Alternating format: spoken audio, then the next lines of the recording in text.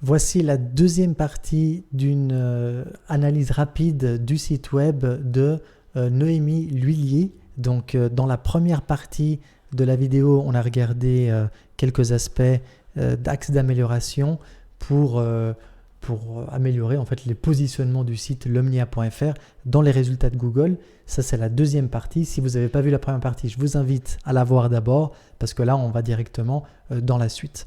Donc, on avait commencé à parler de la balise title et je disais que c'est très important de l'optimiser. Déjà parce que au niveau du contenu, c'est une chose que Google va analyser de façon importante pour déterminer le niveau de pertinence d'une page. Donc, la balise title d'un site web doit absolument contenir des mots-clés ou des expressions clés ou qui sont dans le champ sémantique de ce que les gens pourraient chercher. C'est la première raison. La deuxième raison, c'est que la balise title est visible sur les pages de résultats de Google. Donc la balise title doit donner envie d'être cliquée. Il faut que ça attire le clic, ça attire l'attention et ça donne envie d'en savoir plus. Et donc c'est vraiment très important de l'optimiser. Ce qu'il faut bien comprendre, c'est que la balise title n'est pas visible dans une page. Alors, je vais prendre une page du site pour illustrer ça. Voilà, ça c'est la page qui est « Je concrétise mes ambitions ». Alors, c'est le titre que Noémie a donné à cette page, en tout cas au niveau du menu. Et il se trouve que c'est aussi le titre, je ne sais pas si on le voit ici, là, qui est dans le code source de la page « Je concrétise mes ambitions ». Ce titre-là, il n'est pas donc dans la page, mais il est dans le code source de la page. Donc là, je fais CTRL-U pour voir le code source de la page et on voit qu'il y a une balise qui s'appelle title, c'est le titre de la page et qui contient ce titre-là. Je concrétise mes ambitions. Maintenant, d'un point de vue référencement naturel, est-ce que vous voyez pourquoi c'est un souci? Je concrétise mes ambitions.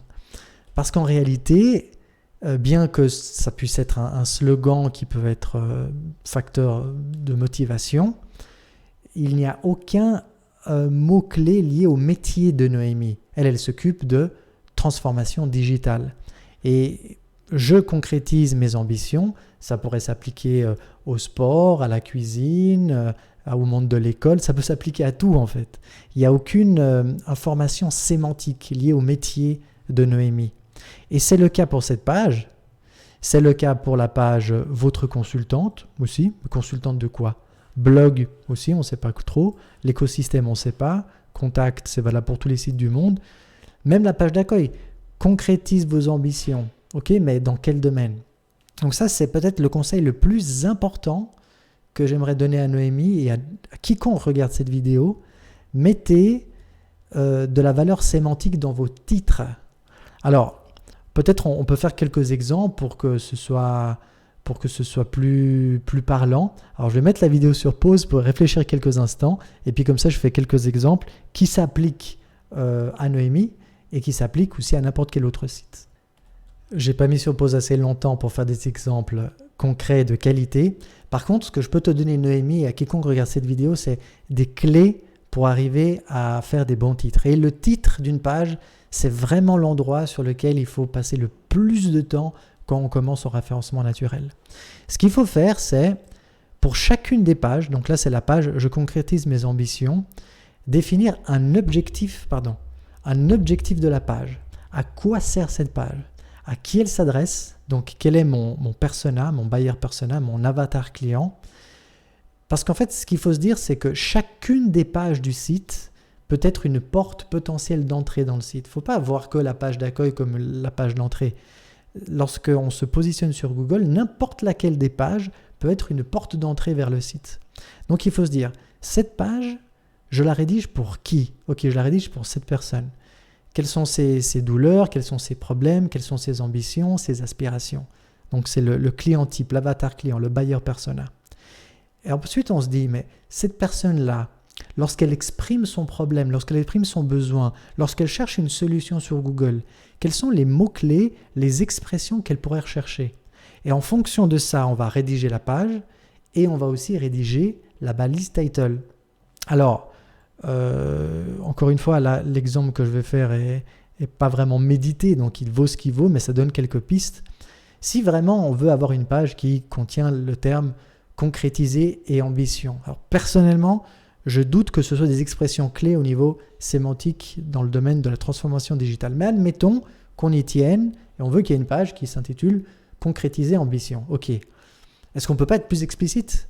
Genre, concrétiser vos ambitions en transformation digitale, par exemple. Hein.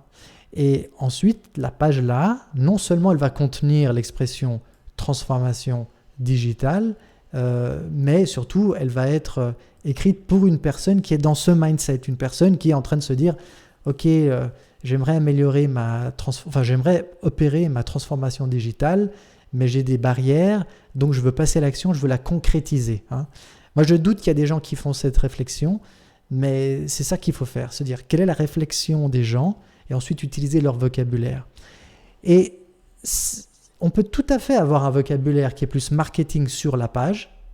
Par contre, dans la balise title, on va utiliser un vocabulaire qui lui est orienté mots-clés, les expressions que les gens recherchent.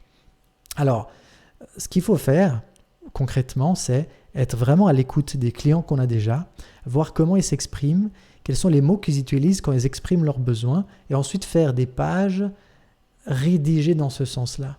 Et surtout, je reviens en tout cas sur la SERP, la SERP c'est la page de résultats, c'est ici pour chacun des titres être explicite. Voilà, par exemple, votre consultante, ça va très bien. Votre consultante en transformation digitale. Et à la limite, puisque toi Noémie, tu es à Bordeaux, c'est plus facile de se positionner si tu renommes cette page votre consultante en transformation digitale à Bordeaux. Parce que c'est ça finalement que les gens cherchent. Ils cherchent consultant transformation digitale. Ok, donc là, le fait que Google nous le suggère, c'est que certains l'ont déjà cherché avant nous. Et si on met carrément à Bordeaux, c'est là que tu dois ressortir, Noémie. Si c'est une requête qui est souvent tapée sur Google. Voilà. Et une fois que tu définis une requête principale que tu souhaites viser, tu vas attribuer cette requête à une page. Donc là, en l'occurrence, ça serait la page... alors, ça serait la page... celle-ci, hein, la page « Votre consultante ». Et cette page-là, elle va contenir tout l'univers de mots-clés, tout le champ sémantique qui, en rapport avec transformation digitale, consultant ou consultante et Bordeaux. Et après, ensuite, bien sûr, le titre de la page va contenir ces mots-clés. J'espère que c'est clair pour ce point-là. Je pense que c'est vraiment la chose principale que tu dois faire, Noémie, pour améliorer ton positionnement sur Google. Donc, l'optimisation de la balise title et ensuite du champ lexical utilisé par une page, donc l'ensemble de mots qui est utilisé par une page, c'est ce qui concerne le contenu. Et il y a un aspect important dont j'aimerais parler aussi, c'est la technique. Et puisqu'on dépasse là déjà les 8 minutes pour cette partie, je vais en parler dans la troisième partie de cette petite analyse. Et donc, rendez-vous tout de suite dans la troisième partie.